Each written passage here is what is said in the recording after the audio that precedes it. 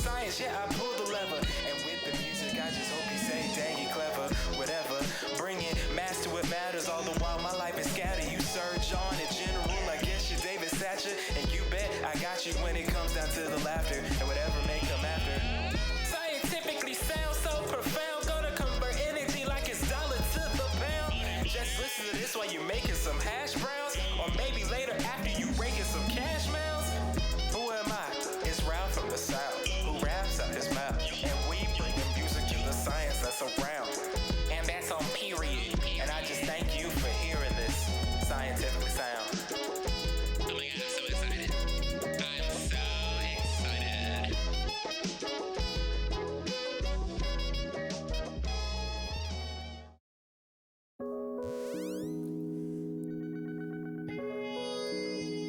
Everybody breathe in. A little bit more. And a little bit more. And breathe out. What is this? This is the Scientifically Sound. Welcome to the Sound. My name is Ralph from the South. I'm the host that does the most, and I don't mean to boast. I mean seriously.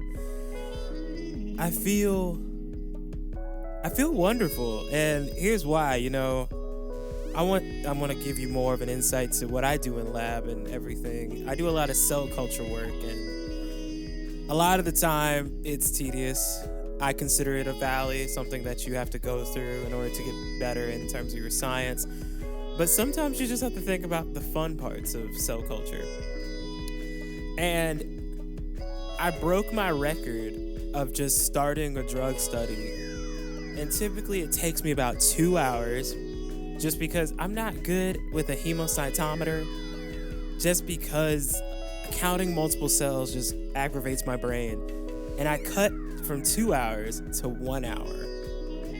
And that's just the win in my book. What are your wins? I'm excited for my drug study. I gotta go in tomorrow and give another batch. I'm hyped. Maybe I can get it down to 45 minutes. It's gonna be stellar. I'm just telling you. So, if you are joining us, welcome to the Scientifically Sound. This is a podcast, just me showing what my scientific lifestyle is like. We got music, we got science, and something you're gonna learn is that they're somehow connected somehow. I try to reveal some connection, and I try to put you on. I'm the dude that has mixtapes or has playlists and just be like, hey, listen to this, tell me what you think. And you'll end up liking it, hopefully. And if not, you can put me on to stuff. But I'm glad you all are here. Today's episode is titled Sophisticated Lady. I'm excited to share it with you. Let's go.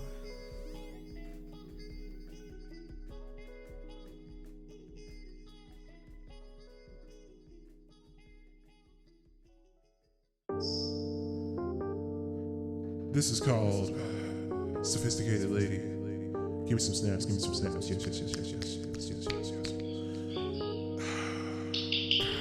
Have you ever seen a sophisticated lady?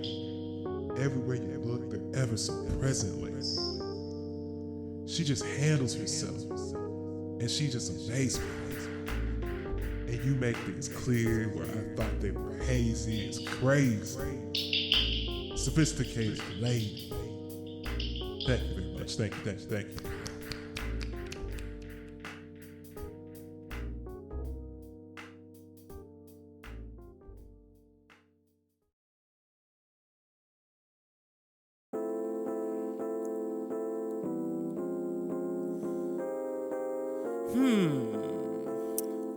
Where should we go now? 1920s? 1930s? Yeah, I think that'll be a great place to start. Let's go back. Way back. So the reason why we're going so far back, because we're about to dive into a wonderful period of Renaissance that happened in America, and it all was in New York.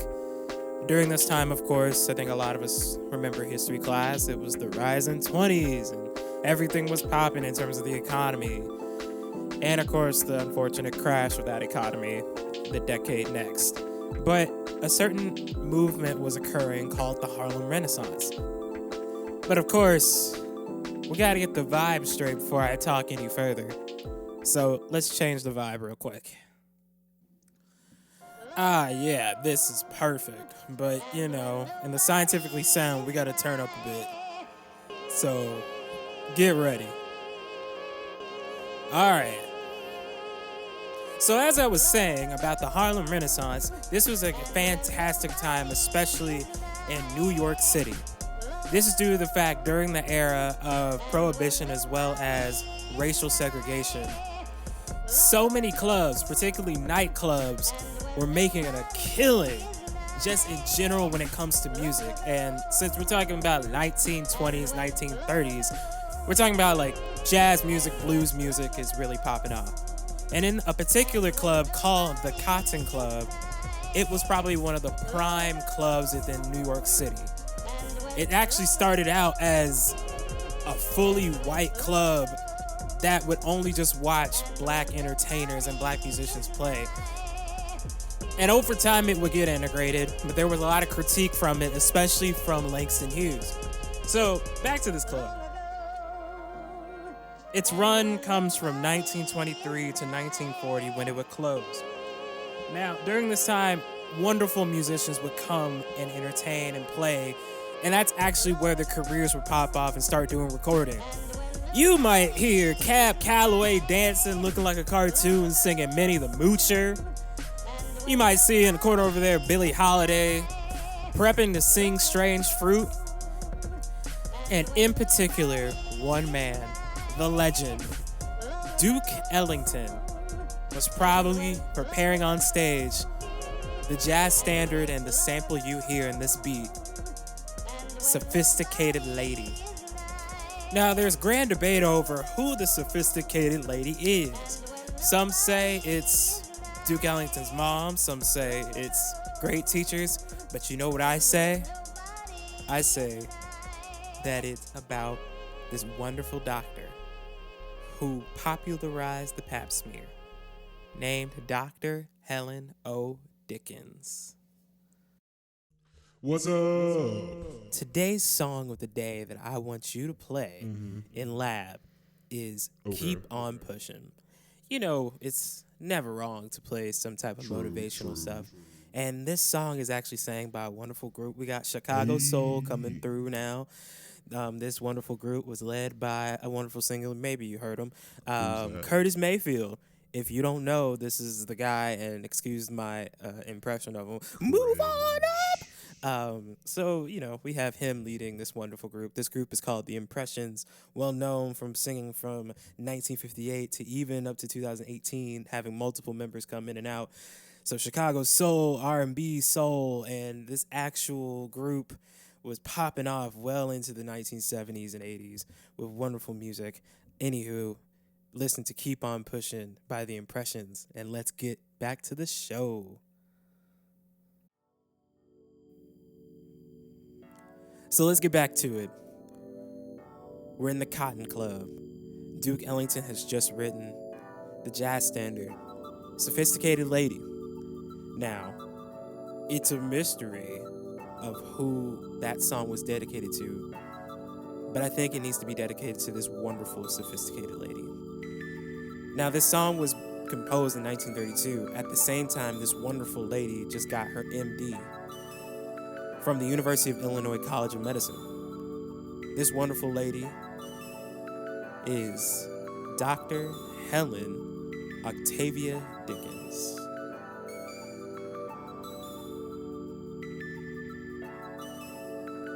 Now, this sophisticated lady was born to a father who was a former slave and a mother who was a domestic servant. It was actually interesting in an interview she gave in, I think, 1988, Her father, being the encouraging man that he was, said that she should be a nurse. And she told herself, and she said this in the interview, saying that if I was going to be a nurse, I might as well be a doctor. And she achieved just that in 1934. Now, after getting her degree in 1934, in 1935, she actually moves to Philadelphia, Pennsylvania, to work under Virginia Alexander at Esperanto Health Home. And the goal of this home was to provide obstetrics and gynecological care to underprivileged women. And working under her mentor, she did just that. She's dealing with women from teenage years all the way up to postmenopausal years. She's also being a mentor in just medical education in the community. And eventually, her mentor would eventually leave to go to Yale School of Public Health, making her in charge of the birthing center and also just becoming head of working and taking care of these women. Then she upgrades and says, I need to expand on my skills and work within doing gynecological care. And she actually starts doing residencies throughout the 1940s, going to Harlem Hospital and working under mentors, achieving certifications within 1946 and 1948, becoming the actual first Black gynecologist in Philadelphia, Pennsylvania by the time she returns in 1948. So she's already making boss moves. So now we're in the 1950s, and Dr. Dickens has now returned to Philadelphia to work at Mercy Douglas Hospital in Philadelphia, Pennsylvania. Now, not only is she treating Black women of all ages in terms of gynecological care, she is now mentoring and raising up the next generation of Black physicians. And during this time, she was a cancer crusader because she was teaching these Black physicians how to perform a pap smear and interpret the pap smear. Now, for those who don't know off the cuff, the pap smear is used to screen for cervical cancer and colon cancer. Her work essentially would prevent multiple deaths of Black women happening when it came to cervical cancer. And she is so amazing being able to pass that knowledge on to the next generation of medical doctors. In addition to all of this, and this is coming from her entire career, she will become the first Black fellow in the American College of Surgeons. She would climb the professorship ladder and eventually become the Associate Dean of Minority Admissions at University of Pennsylvania in order to mentor the future of Black physicians as well who were pursuing a medical career. You know, one of her mentees was actually interviewed, and they actually stated that you could recognize her by her stature. She held herself in a high regard.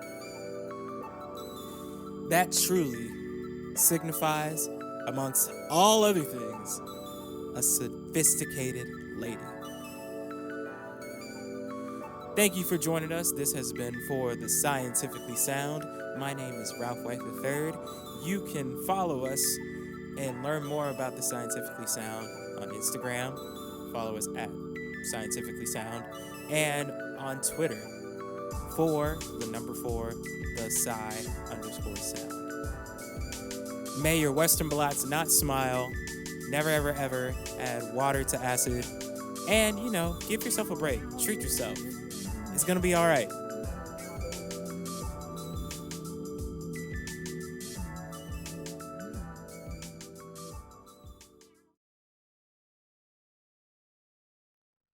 And welcome to another time with a sophisticated scientist. Today we are learning what it means to be a sophisticated scientist. Welcome, the sophisticated scientist.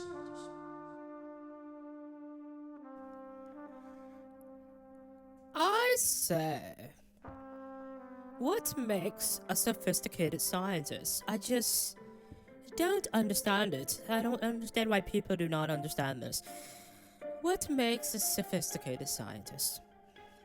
Well, for one, a sophisticated scientist, I say, just uses a positive and negative control when they're trying to analyze their data. I don't know why there are people in this world that just do not understand. You must have a control set. How else does your Western blot work? It astounds me. In addition, a sophisticated scientist always cleans their bench after every experiment. And if there are stopping points, you clean it after every day on the day, and clean your dishes every day on the day. It just astounds me how many people are out there that just leave messes on their benches. Ugh, blimey. Lastly, what makes a sophisticated scientist is just being who you are. I, for one, am someone that is truly sophisticated.